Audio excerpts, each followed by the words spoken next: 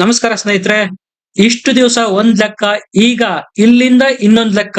ಯಾಕಂದ್ರೆ ಈಗ ಪಕ್ಷಗಳು ಇರೋದು ಚುನಾವಣಾ ಹೊಸ್ತಿಲಲ್ಲಿ.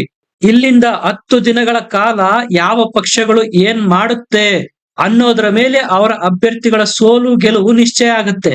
ನಾವು ಗೆದ್ದೇ ಬಿಟ್ವಿ ಅನ್ನೋರು ಸೋಲ್ಲೂಬಹುದು, ನಾವು ಸೋತೋದ್ವಿ ಅನ್ನೋರು ಗೆಲ್ಲಲೂಬಹುದು. ಇದೆಲ್ಲ ಪಕ್ಷಗಳು ಮಾಡೋ ಚುನಾವಣಾ ತಂತ್ರಗಾರಿಕೆಯ ಮೇಲೆ ಡಿಪೆಂಡ್ ಆಗಿರುತ್ತೆ. ಅದರಲ್ಲೂ ಎಲೆಕ್ಷನ್ ಮಷೀನ್ ಅಂತ ಖ್ಯಾತಿ ಪಡೆದಿರೋ ಬಿಜೆಪಿಗೆ ಈ ತಂತ್ರಗಾರಿಕೆಗಳೆಲ್ಲ ಕರಗತವಾಗಿವೆ ಅಂತಾರೆ. ಆದ್ರೆ ಕರ್ನಾಟಕದಲ್ಲಿ ಬಿಜೆಪಿ ಮತ್ತು ಜೆಡಿಎಸ್ ಪಾಲಿಗೆ ವ್ಯತಿರಿಕ್ತ ಪರಿಸ್ಥಿತಿ ಇದೆ.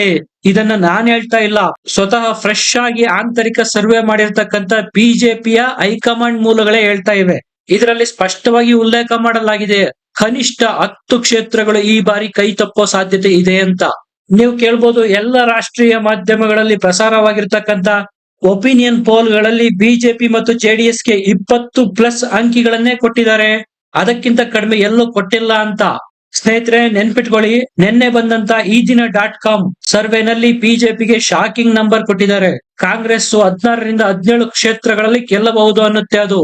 ಅಷ್ಟೇ ಯಾಕೆ, ಕಳೆದ ಬಾರಿ 2023ರ ಕರ್ನಾಟಕ ವಿಧಾನಸಭಾ ಎಲೆಕ್ಷನ್ ಬಗ್ಗೆ ಒಪಿನಿಯನ್ ಪೋಲ್ ಬಿಟ್ಟಿದ್ದಂತಹ Lok Poll survey almost all pin to pin accurate ಆಗಿತ್ತು.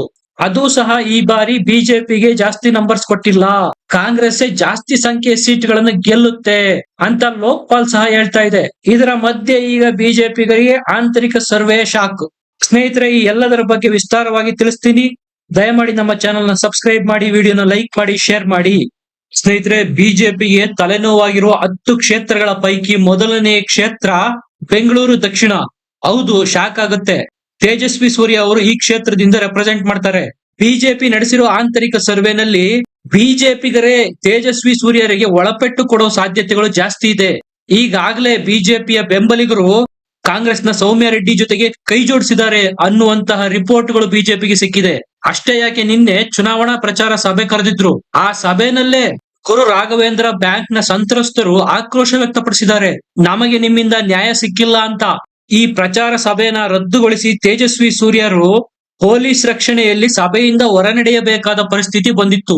ಬಿಜೆಪಿಗೆ ಅವರ ಬಿಜೆಪಿಗರೇ ಒಳಪೆಟ್ಟು ಕೊಡೋ 2ನೇ ಕ್ಷೇತ್ರ ಯಾವ್ದಪ್ಪ ಅಂದ್ರೆ ಅದು ತುಮಕೂರು. ಸ್ವತಃ BS ಯಡಿಯೂರಪ್ಪನವರೇ ಅಖಾಡಕ್ಕಿಳಿದು ಮಾಧುಸ್ವಾಮಿ ಅವರ ಮನೆಗೆ ಹೋಗಿ ಅವರನ್ನು ಭೇಟಿ ಸಹ ಮಾಡಿದ್ರು. ಅವರ ಮನವೊಲಿಸುವಲ್ಲೂ ಸಹ ಆಲ್ಮೋಸ್ಟ್ ಆಲ್ ಸಕ್ಸಸ್ ಆಗಿದ್ರು. ಆದ್ರೆ ಮಾಧುಸ್ವಾಮಿ ಅವರು ಯಡಿಯೂರಪ್ಪನವರಿಗೆ ಗ್ಯಾರಂಟಿನಂತೂ ಕೊಟ್ಟಿರ್ಲಿಲ್ಲ. ನಾನು ಸೋಮಣ್ಣ ಪರವಾಗಿ ಕೆಲಸ ಮಾಡ್ತೀನಿ ಅನ್ನೋ ಗ್ಯಾರಂಟಿ ಕೊಟ್ಟಿರ್ಲಿಲ್ಲ, ಈಗ್ಲೂ ಕೊಟ್ಟಿಲ್ಲ. ಮಾಧುಸ್ವಾಮಿ ಅವರು ಮೇಲ್ನೋಟಕ್ಕೆ ನನ್ನ ಬೆಂಬಲ ಬಿಜೆಪಿ ಅಭ್ಯರ್ಥಿಗೆ ಇದೆ ಅಂತ ಹೇಳಿದ್ರು ಕೂಡ ಚಿಕ್ಕನಾಯಕನಹಳ್ಳಿನಲ್ಲಿ ಸೋಮಣ್ಣ ಅವರಿಗೆ ಹಿನ್ನಡೆ ಕೊಡೋದು ಗ್ಯಾರಂಟಿ.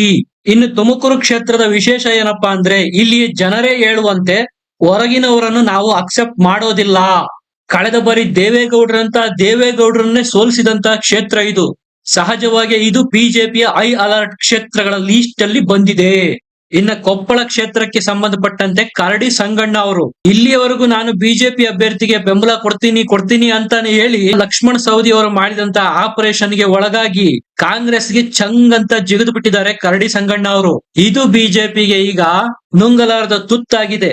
ಆರಾಮಾಗಿ ಗೆಲ್ಲಬಹುದಾದಂತ ಕೊಪ್ಪಳ ಕ್ಷೇತ್ರವನ್ನು ಈ ಬಂಡಾಯದಿಂದಾಗಿ ಎಲ್ಲಿ ಕಳೆದುಕೊಂಡು ಬಿಡ್ತೇವೋ ಅನ್ನುವಂತ ರಿಪೋರ್ಟ್ ಹೈಕಮಾಂಡ್ ಸೇರಿದೆ. ಇನ್ನು ಬಿಜೆಪಿಗೆ ಹೊಡೆತ ಕೊಡೋ ಲೀಸ್ಟ್ ಅಲ್ಲಿರೋ ಮತ್ತೊಂದು ಕ್ಷೇತ್ರ ದಾವಣಗೆರೆ. ಇಲ್ಲಂತೂ ಸತತವಾಗಿ ಬಿಜೆಪಿ ಗೆಲ್ತಾನೆ ಬಂದಿದೆ. ಈ ಬಾರಿ ಈ ಕ್ಷೇತ್ರದಲ್ಲಿ ಬಿಜೆಪಿಗೆ ಪ್ರಬಲವಾದ ಆಂಟಿ ಇನ್ಕಂಬೆನ್ಸಿ ಇದೆ. ಅಷ್ಟೇ ಯಾಕೆ, ಬಿಜೆಪಿಯ ಒಳ ವಲಯದಲ್ಲೇ MP ರೇಣುಕಾಚಾರ್ಯ, ಕರುಣಾಕರ್ ರೆಡ್ಡಿ, ರವೀಂದ್ರನಾಥ್ ಅಂತಹ ದಿಗ್ಗಜರುಗಳೇ ಗಾಯತ್ರಿ ಸಿದ್ದೇಶ್ ಅವರ ಪರವಾಗಿ ಬ್ಯಾಟಿಂಗ್ ಮಾಡ್ತಾ ಇಲ್ಲ.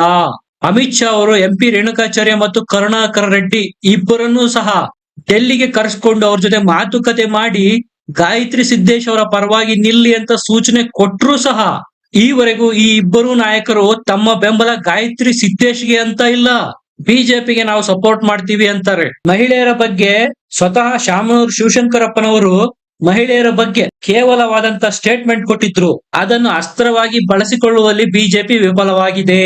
ಬಿಜೆಪಿಯ ಆಂತರಿಕ ಸರ್ವೆನಲ್ಲಿ ಡೇಂಜರ್ ಅಂತ ತೋರಿಸಿರುವ ಮತ್ತೊಂದು ಕ್ಷೇತ್ರ ಧಾರವಾಡ ಮತ್ತು ಹುಬ್ಳಿ ಕ್ಷೇತ್ರ. ಹೌದು, ಇಲ್ಲಿ ಸ್ವತಃ ಕೇಂದ್ರ ಸಚಿವರಾಗಿರ್ತಕ್ಕಂಥ ಪ್ರಹ್ಲಾದ್ ಜೋಶಿ ಅವರು ಸ್ಪರ್ಧೆ ಮಾಡ್ತಾ ಇದ್ದಾರೆ. ಅವರಿಗೆ ಸಡ್ಡು ಹೊಡಿತಾ ಇರೋರು ಬೇರೆ ಯಾರು ಅಲ್ಲ, ಪ್ರಬಲ ಲಿಂಗಾಯತ ಕಮ್ಯುನಿಟಿಯಿಂದ ಬರ್ತಕ್ಕಂಥ ಸ್ವಾಮೀಜಿ ಡಿಂಗಾಲೇಶ್ವರ ಸ್ವಾಮೀಜಿ ಅವರು ಕಣಕ್ಕಿಳಿದು ಫೈಟ್ ಕೊಟ್ಟಿದ್ದೇ ಆದರೆ ಜೋಶಿ ಅವರು ನಂಬಿಕೊಂಡು ಬಂದಿರತಕ್ಕಂತ ಲಿಂಗಾಯತ ಮತಗಳು ಕೈ ಕೊಡುವುದು ಗ್ಯಾರಂಟಿ.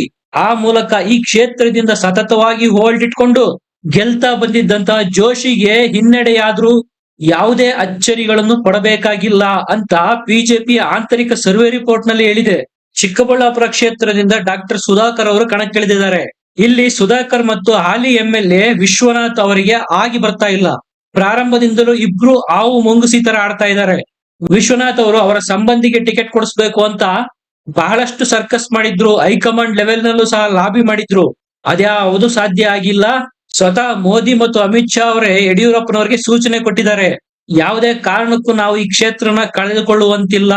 ವಿಶ್ವನಾಥ್ ಅವರ ಮನವೊಲಿಸಿ, ಚಿಕ್ಕಬಳ್ಳಾಪುರ ಕ್ಷೇತ್ರ ನಮ್ಮ ಕೈ ತಪ್ಪಿ ಹೋಗ್ತಾ ಇದೆ ಅನ್ನೋ ರಿಪೋರ್ಟ್ ಇದೆ, ಎಚ್ಚೆತ್ಕೊಳ್ಳಿ ಅನ್ನೋ ಎಚ್ಚರಿಕೆ ಸಂದೇಶವನ್ನ ಬಿಜೆಪಿಯ ರಾಜ್ಯ ಘಟಕಕ್ಕೆ ಹೈಕಮಾಂಡ್ ರವಾನಿಸಿದೆ. ಇನ್ನ ಬೆಂಗಳೂರು ಉತ್ತರ ಕ್ಷೇತ್ರ, ಇದರ ಕಥೆಯಂತೂ ಹೇಳೋದೇ ಬೇಕಿಲ್ಲ. ಎಲ್ಲರಿಗೂ ಗೊತ್ತಿದೆ. ಈ ಪ್ರಹಸನ ಶುರುವಾಗಿದ್ದು ಕಳೆದ ರಾಜ್ಯಸಭಾ ಚುನಾವಣೆಯಲ್ಲಿ ST ಸೋಮಶೇಖರ್ ಅವರು ಬಹಿರಂಗವಾಗಿ ಬಿಜೆಪಿ ಅಭ್ಯರ್ಥಿಗೆ ವೋಟ್ ಕೊಡದೆ ಕಾಂಗ್ರೆಸ್ ಪರವಾಗಿ ಮತ ಚಲಾಯಿಸಿದ್ರು. ಅವರು ಈಗಾಗಲೇ ಕಾಂಗ್ರೆಸ್ ಅಭ್ಯರ್ಥಿ ಜೊತೆಗೆ ಗುರುತಿಸಿಕೊಂಡಿದ್ದಾರೆ.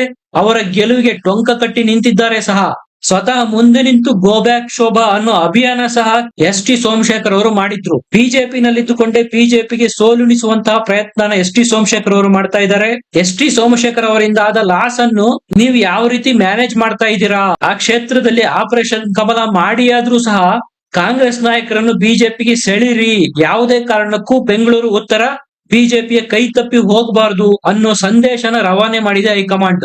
ಇನ್ನು ಚಿಕ್ಕೋಡಿ ಲೋಕಸಭಾ ಕ್ಷೇತ್ರಕ್ಕೆ ಬಂದ್ರೆ ಇಲ್ಲಿ ಬಿಜೆಪಿಗರಿಂದಲೇ ಒಳಪೆಟ್ಟು ಬಿಡೋ ಸಾಧ್ಯತೆಗಳು ಜಾಸ್ತಿ ಇದೆ. ಈ ಕ್ಷೇತ್ರದಲ್ಲಿ ಕಾಂಗ್ರೆಸ್ನ ಅಭ್ಯರ್ಥಿಯಾಗಿರೋರು ಪ್ರಿಯಾಂಕಾ ಸತೀಶ್ ಜಾರಕಿಹೊಳಿ. ಸಹಜವಾಗಿ ಈಗ ಜಾರಕಿಹೊಳಿ ಅವರ ಕುಟುಂಬ ಒಂದಾಗಿದೆ. ರಮೇಶ್ ಜಾರಕಿಹೊಳಿ ಅವರು ಬಿಜೆಪಿನಲ್ಲಿದ್ರೂ ಸಹ ತಮ್ಮ ತಮ್ಮನ ಪುತ್ರಿಯ ಗೆಲುವಿಗೆ ಬೇಕಾದ ಎಲ್ಲ ರಣತಂತ್ರಗಳನ್ನು ರಹಸ್ಯವಾಗಿ ಮಾಡ್ತಾ ಇದ್ದಾರೆ. ಈ ರಿಪೋರ್ಟ್ ಈಗ ಬಿಜೆಪಿ ಕೈ ಸೇರಿದೆ. ಬಿಜೆಪಿಗರೇ ಈ ಕ್ಷೇತ್ರದಲ್ಲಿ ಒಳಪೆಟ್ಟು ಕೊಡ್ತಾ ಇದ್ದಾರೆ. ಅದಾಗಬಾರದು, ಚಿಕ್ಕೋಡಿ ಕ್ಷೇತ್ರನ ಯಾವುದೇ ಕಾರಣಕ್ಕೂ ಕಳ್ಕೋಬಾರದು ಅನ್ನೋ ಆದೇಶ ನೀಡಿದೆ. ಸ್ನೇಹಿತರೆ, ಮುಂದಿನ ಕ್ಷೇತ್ರ ಬೀದರ್ ಕ್ಷೇತ್ರದಿಂದ ಹಾಲಿ ಕೇಂದ್ರ ಸಚಿವ ಭಗವಂತ್ ಖೂಬಾ ಅವರನ್ನೇ ಕಣಕ್ಕಿಳಿಸಿದ್ದಾರೆ. ಇಲ್ಲಿ ಖೂಬಾರಿಗೆ ಹಿನ್ನಡೆ ಆಗೋ ಎಲ್ಲ ಸಾಧ್ಯತೆಗಳು ಇದೆ ಅಂತ ಆಂತರಿಕ ಸರ್ವೆನಲ್ಲಿ ಬಂದಿದೆ.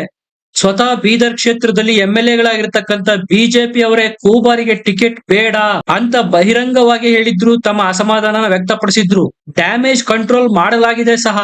ಆದ್ರೆ ಅದು ಎಷ್ಟರ ಮಟ್ಟಿಗೆ ವರ್ಕ್ ಆಗತ್ತೆ ಅನ್ನೋದು ರಿಸಲ್ಟ್ ಬಂದಾಗಲೇ ಗೊತ್ತಾಗುತ್ತೆ. ರಿಸ್ಕ್ ತೆಗೆದುಕೊಳ್ಳೋದು ಬೇಡ, ಬೀದರ್ ಕ್ಷೇತ್ರದ ಮೇಲೆ ಜಾಸ್ತಿ ಕಾನ್ಸಂಟ್ರೇಟ್ ಮಾಡಿ ಅಂತ ಹೈಕಮಾಂಡ್ ಸೂಚನೆ ಕೊಟ್ಟಿದೆ.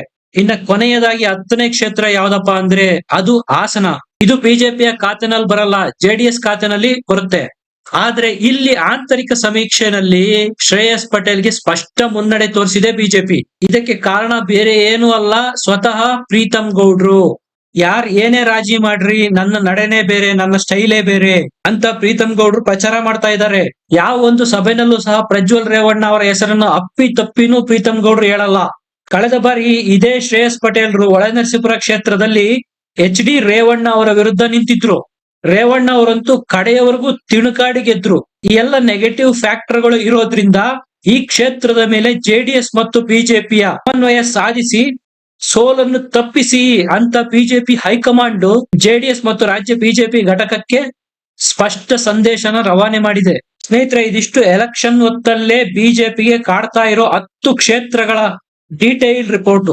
ಹಾಗಾಗಿ ಅಮಿತ್ ಶಾ ಮತ್ತು ಮೋದಿ ಅವರು ಈ ಕ್ಷೇತ್ರಗಳ ಮೇಲೆ ಪ್ರತ್ಯೇಕ ನಿಗಾ ಇಟ್ಟಿದ್ದಾರೆ.